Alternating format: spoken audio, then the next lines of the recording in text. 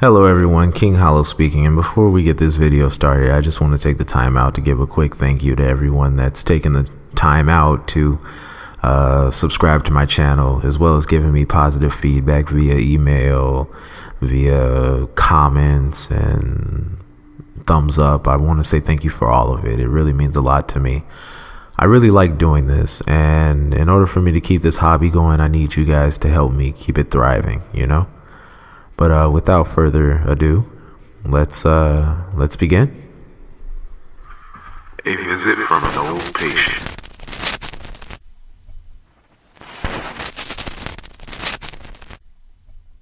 The following story happened about 3 years ago.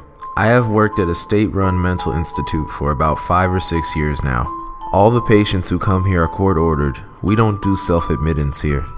So we get most of the local high-profile criminals who are either mentally ill or need to be screened because they are claiming that they are. The institution houses around 350 to 400 patients, so after you've worked here for a few years, it's pretty common to bump into someone who has been released. Normally these encounters are pretty chill.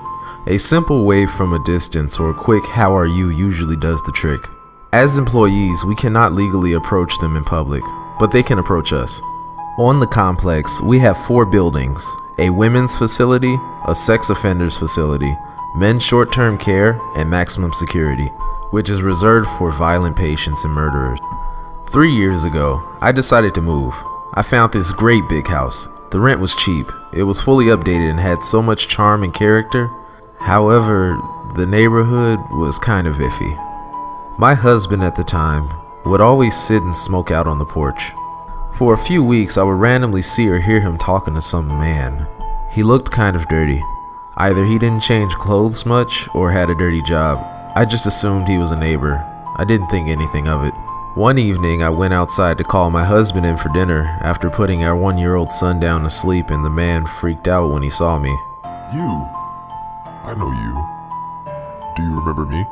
I told him I didn't know who he was and asked if he could jog my memory. Nah, you remember me. Nobody can forget this face. You're you worked at the institute, didn't you? I told him that I did work there and asked if he was an employee or a resident.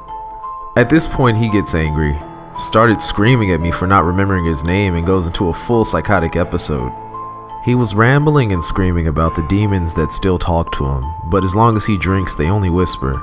He went on about how the squirrels are his friends and they're watching out for him, and they don't want him to get into trouble because they don't want him to go back, and how he's never going back to the institute.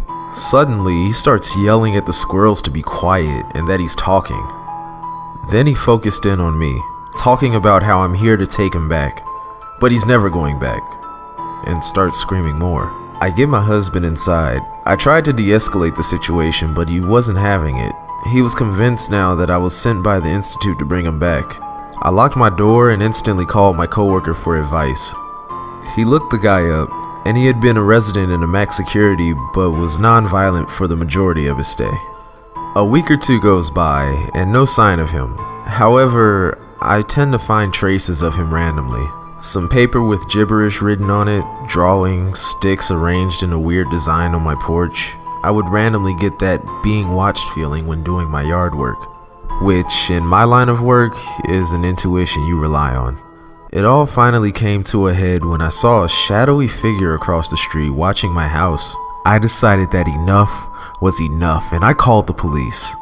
I also called the institute to get his caseworker's phone number and my supervisor. Of course, he was gone by the time the police got there, but it only took his caseworker a matter of time to track him down and inform me that he had been talked to, and to give him another call if I ever see him again.